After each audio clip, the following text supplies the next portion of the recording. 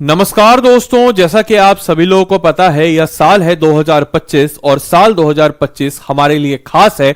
खास इसलिए है क्योंकि इस साल है बिहार में चुनावी साल और ऐसा देखा गया है कि जो भी चुनावी साल होते हैं उस साल आम साल की तुलना में ज्यादा वैकेंसीज नजर आती है। हम देख रहे हैं कि इस साल कुछ ज्यादा वैकेंसीज नजर आ रही है। अमूमन अगर हम देखते हैं जो ट्रेडिशनल वैकेंसीज हैं उसके अपार्ट अन्य जितनी भी वैकेंसीज है वह सब कुछ नजर आ रही है। और उसी क्रम में एक और जबरदस्त वैकेंसी जिसका था आप सभी लोगों को काफी लंबे समय से इंतजार, यानी कि बीएसएससी यानी कि बिहार एसएससी भी जिसको हम लोग कहते हैं, सीजीएल यानी कि कंबाइंड ग्रेजुएट लेवल का 4th नोटिफिकेशन जो है वह जारी हो चुका है। 1481 पोस्ट हैं, बड़े शानदार लेवल 7 के, लेवल 6 के भी पोस्ट इसमें नजर आएंगे, बट लेवल 7 के भी एक हाई प्रोफाइल पोस्ट भी नजर आएगा। ऑफिसर रैंक के भी पोस्ट आपको यहां पे नजर आते हैं। तो उन सारे पहलुओं के ऊपर हम इस वीडियो पे चर्चा करने वाले हैं। क्या इसका सिलेबस होने वाला है, क्या इसकी स्ट्रेटजी होगी, क्या इसका क्वालिफिकेशन हम लोग का चाहिए, कौन कौन बच्चे इस फॉर्म को भर सकते हैं, एग्जाम का क्या पैटर्न होगा, ऐसे तमाम तरह के पर्सपेक्टिव्स को लेकर के इस वीडियो में हम लोग चर्चा करेंगे। तो इस वीडियो के आप सब लोग अंत तक जरूर देखिएगा। साथ ही साथ अगर आप में से कोई भी जन को YouTube पे हमारे द्वारा कुछ क्लास चाहिए इससे रिलेटेड तो कमेंट बॉक्स में डालिएगा, या फिर कोई पेड कोर्स अगर हमारे द्वारा चाहिए तो यह भी कमेंट बॉक्स में डालिएगा। किसी फैकल्टी का कोई कोर्स चाहिए तो वो भी कमेंट बॉक्स में लिख के डालेगा। जैसे लेटर सपोज कि आदित्य सर से हमको पूरा जीके जीएस पढ़ना है, तो इस टाइप का कुछ भी अगर आपके मन में हो तो कमेंट बॉक्स में जरूर डालिएगा, क्योंकि आपके हिसाब से हम कुछ प्लान करेंगे इस एग्जाम से रिलेटेड, क्योंकि बिहार के बच्चों के लिए बीपीएससी स्टडी आईक्यू हमेशा तत्पर रहा है। तो सबसे पहले अगर हम बात करते हैं इस पोस्ट के बारे में तो एक जानदार पोस्ट है, सहायक प्रशाखा पदाधिकारी। बड़ा जबरदस्त पोस्ट है, मतलब मजा आ जाएगा इस पोस्ट को देख के। लेवल 7 का पोस्ट है, काफी शानदार जानदार पोस्ट है। और 500 अगर हम बात करते हैं कि 1064 जो है वह सीट केवल और केवल इसी की दी गई है, 1064। बाकी ओवरऑल अगर हम बात करते हैं तो 1481 ओवरऑल सीट्स है। क्या क्या सीट्स है थोड़ा सा आइए जरा हम लोग देखते हैं, समझते हैं, बुझते हैं। तो जैसा कि आप सब लोग देख सकते हैं, मैं आपके समक्ष नोटिफिकेशन ही ओपन अप करके हाजिर हूं। क्या है नोटिफिकेशन, तो आप देखिएगा कि सबसे पहले बिहार कर्मचारी चयन आयोग, जिसको हम लोग बिहार स्टाफ या बीएसएससी जो है भी हम लोग इसको कहते हैं, और इसमें जो है स्नातक यानी कि ग्रेजुएशन स्तर पर यह जारी की गई है। और चौथा परीक्षा इसीलिए इसको सामान्य प्रशासन विभाग के द्वारा जारी किया गया है। पहला पॉइंट है कि सर ऑनलाइन रजिस्ट्रेशन फॉर्म जो है आपके ऑनलाइन भरी जाएगी, ऑफलाइन फॉर्म नहीं भरी जाएगी। ऑनलाइन रजिस्ट्रेशन कब से आप करा सकते हैं, तो 8/8/2025 यानी कि हम कह सकते हैं कि 18 अगस्त से आप फॉर्म को फिलअप करना शुरू करेंगे और 17/9 तक यानी कि 17 सितंबर तक आप इस फॉर्म को फिलअप कर सकते हैं। तो पहला तिथि तो हम लोग का क्लियर हुआ। दूसरा अगर आप देखिएगा कि वेतननामा क्या है, तो सहायक प्रशाखा पदाधिकारी वेतन नंबर मतलब वेतन स्तर लेवल 7 का जॉब है। किसी भी मान्यता प्राप्त विश्वविद्यालय से आप ग्रेजुएट होंगे तो आप इस फॉर्म को भर सकते हैं। योजना सहायक ये भी लेवल 7 का जॉब है, ये भी किसी भी मान्यता प्राप्त विश्वविद्यालय से आप ग्रेजुएट होंगे। कनिक सांख्यिकी सहायक, इसमें इस पोस्ट के लिए पार्टिकुलरली जो है कहा गया कि गणित या इकोनॉमिक्स या फिर कॉमर्स या फिर स्टैटिक्स से आप ग्रेजुएशन होंगे तो आप इस फॉर्म के लिए एलिजिबल हैं। डाटा एंट्री ऑपरेटर ग्रेड ये लेवल 6 का जॉब है। इसमें जो किसी भी मान्यता प्राप्त विप्स के साथ मान्यता प्राप्त संस्थान से पीजीडीसीए अथवा बीसीए बीएससी आईटी होना जरूरी है। ये थोड़ा सा इसमें टेक्निकल मांग रहा है सिर्फ एक पोस्ट के लिए। बाकी अंकेक्षण जो है या जिसको हम कहते हैं कि भाई निदेशालय वित्त विभाग जो है, इसमें भी आप वाणिज्य अर्थशास्त्र या फिर जो स्टैटिक है उससे आप ग्रेजुएट हैं तो आप इस फॉर्म को भर सकते हैं। अंशक सहयोग, इसमें बेसिकली क्या है कि गणित के साथ अथवा वाणिज्य के साथ या कॉमर्स के साथ आप अगर एलिजिबल हैं तो आप इस फॉर्म को फिलअप कर सकते हैं। साथ ही साथ आप देख सकते हैं टोटल सीटों की संख्या। तो सबसे बड़ा इसका जो क्रीम पोस्ट है, जैसे बीपीएससी परीक्षा में जो क्रीम पोस्ट एसडीएम का होता है, तो इसका सबसे क्रीम पोस्ट है सहायक प्रशाखा पदाधिकारी, जहां हम देख रहे हैं कि भाई 1064 सीट हमको नजर आ जाता है। अब ये आपके अनरिजर्व के लिए, अनरिजर्व मेल के लिए 572, 35% आपको भी पता है कि महिला को आरक्षण मिलेगा। और योजना सहायक की बात अगर हम करते हैं तो यह जो है 75 जो है आपका मेल के लिए, ओवरऑल इसमें 88 है। और कनिक सांख्यिकी की बात करते हैं तो 5 है। Data entry operator grade C की बात करते हैं तो 1 है। अकेंशन की बात करते हैं तो 125 है। और अकेंशन सहयोग समिति की बात करते हैं तो 198 है। कुल पदों की संख्या जो है 1481 है। दिल खुश हो जाता है 1481 सीट को देख करके, मजा आ जाएगा, अच्छे से करेंगे। अब देखिए कि भाई नोट क्या है, राज्य के मूल निवासी बेंचमार्क दिव्यांग मात्र को ही क्षैतिज आरक्षण का, यानी कहने का मतलब कि जो हॉरिजॉन्टल आरक्षण है वो अगर आप बिहार राज्य के हैं तभी आपको इसका आरक्षण का लाभ मिलेगा, अन्यथा आप अगर किसी अन्य राज्य के हैं तो आप सामान्य वर्ग से आप फॉर्म को फिलअप कीजिएगा। साथ ही साथ जो है आप सामान्य वर्ग में भी मेल से, जो फीमेल है, बिहार की जो फीमेल है वो बिहार की फीमेल को ही लाभ इसमें मिलेगा, अन्य राज्य के बच्चे जो हैं वो बेसिकली अनरिजर्व मेल के कैटेगरी में ही फॉर्म को फिलअप करेंगे, इसमें ध्यान रखना है। इसके अलावा कहा गया है कि सभी रिक्तियां बढ़ और घट सकती हैं, इसके बारे में पहले ही बता दिया गया है।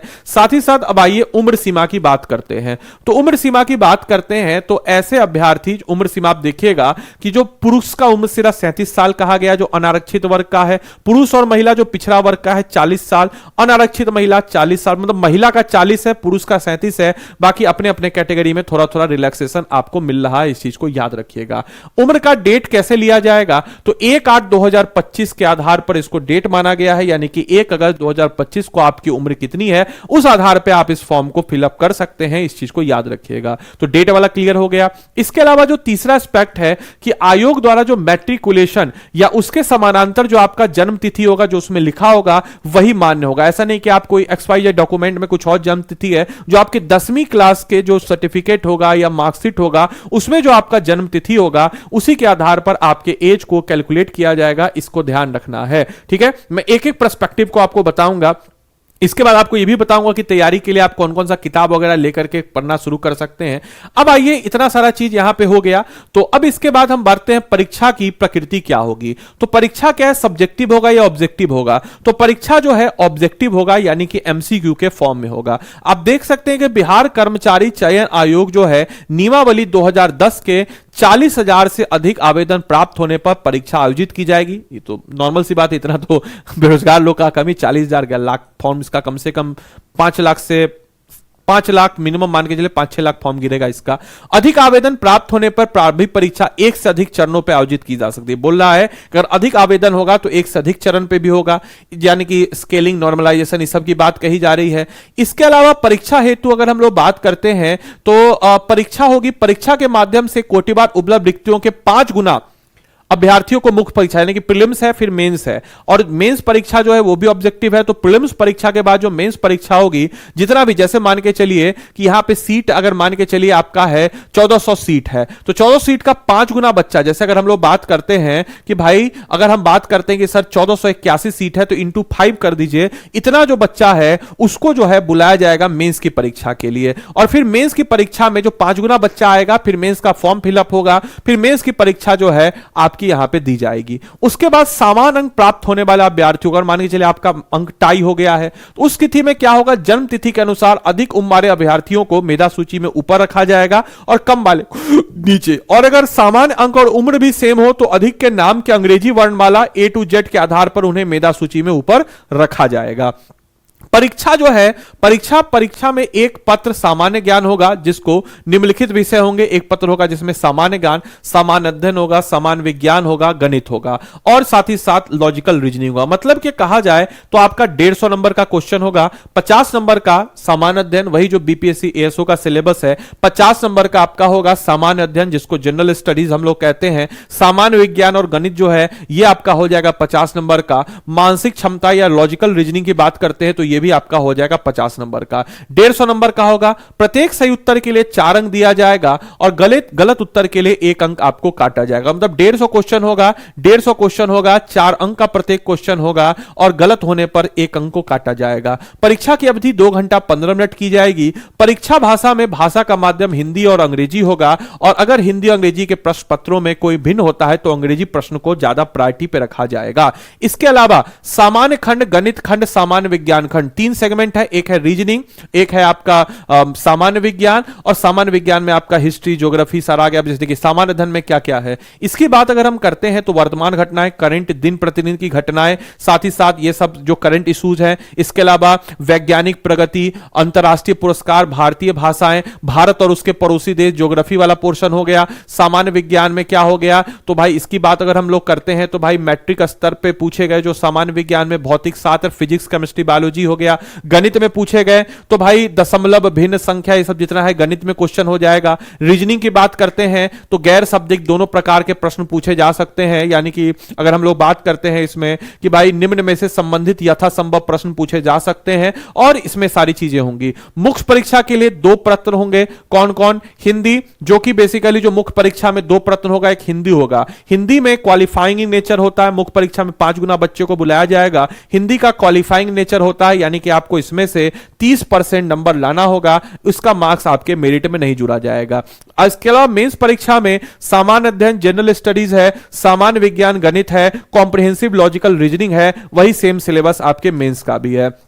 क्वालिफाइंग मार्क्स की बात अगर हम करते हैं, हालांकि इससे ज्यादा ही बच्चा लाता है, कट ऑफ ज्यादा ही होता है। मिनिमम आप अगर आरक्षित वर्ग से हैं तो 40% लाना है, इसको ध्यान रखना है। पिछड़े वर्ग से तो आपके 36.5, इसके अलावा अति पिछड़े वर्ग से 34 और अलग अलग कैटेगरी में आपको नजर आता है। महिला वर्ग का 32 दिया गया है। परीक्षा शुल्क अगर आप सामान्य वर्ग, पिछड़ा वर्ग, अत्यंत पिछड़ा वर्ग के पुरुष अभ्यर्थी हैं तो 540। अपना पुरुष सब भाईवा सब जो है, इससे तो भाई साहब नम लूट लेता है, जैसे कि पुरुष तो पूरा अंबानी के घर में पैदा हुआ है। तो खार SC ST है, बिहार के अस्थायी निवासी 135 रुपए, सभी श्रेणियों के दिव्यांगों के लिए 135 रुपए, महिलाओं के लिए सिर्फ बिहार के अस्थायी निवासी के लिए 135 रुपए, बिहार राज्य के बाहर सभी श्रेणी के अभ्यर्थी चाहे पुरुष हो या महिला हो 540 रुपए आपसे लिया जाएगा।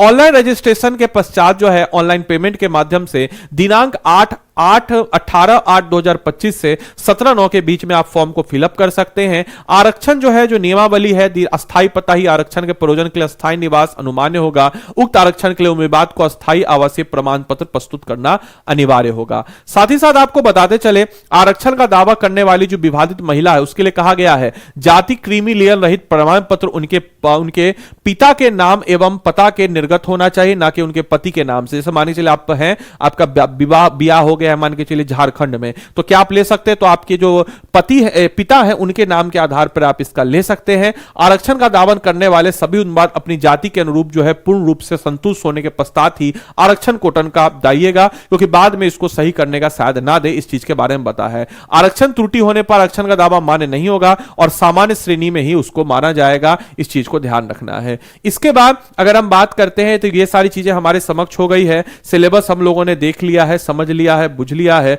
अब अगर हम बात करते कुछ महत्वपूर्ण निर्देश जो यहां पे आपके समक्ष बता जा रहा है, किसी भी प्रकार की पैरवी या कराने अथवा गलत अपूर्ण सूचना देने वाले चयन प्रक्रिया के किसी भी प्रकार का अनुसूचित तरीका अपनाकर नियुक्त प्रभावी करने वाले प्रयास करने वाले अभ्यर्थियों को तुरंत जो है उसको रद्द कर दिया जाएगा। तो इस प्रकार की उल्टा पुल्टा उलूल जुलूल हरकत के उप से थोड़ा बचिएगा। आपको कुछ इंपॉर्टेंट डेट है, ऑनलाइन आवेदन 18/8 से प्रारंभ होगा, परीक्षा शुल्क जमा करने का 17/9, ऑनलाइन आवेदन भरने की अंतिम तिथि की बात अगर हम लोग करते हैं तो 19/9/2025 जो है ऑनलाइन आवेदन भरने की अंतिम तिथि हो जाएगी। साथ ही साथ आपको बताते चले जो हमारा सिलेबस है, उस सिलेबस के आधार पर हम आपको बता देते हैं कि आपको क्या करना चाहिए। देखिए, हम आपको रिकमेंड करेंगे कि भाई जैसे हमारे YouTube पे जीके जीएस की क्लास तो YouTube पे हो रही है, बाकी आपको YouTube पे मैथ रीजनिंग की क्लास चाहिए तो कमेंट बॉक्स में लिख के बताएंगे, कोई पेड कोर्स चाहिए तो वो भी कमेंट बॉक्स में लिख के बताएंगे। फिलहाल के लिए हम आपको एकदम बता देते हैं कौन कौन किताब ले लीजिएगा। मेरी बात को सुनिए, RS अग्रवाल से बेहतर कोई किताब हो नहीं सकता है। RS अग्रवाल का जो बीज गणित है या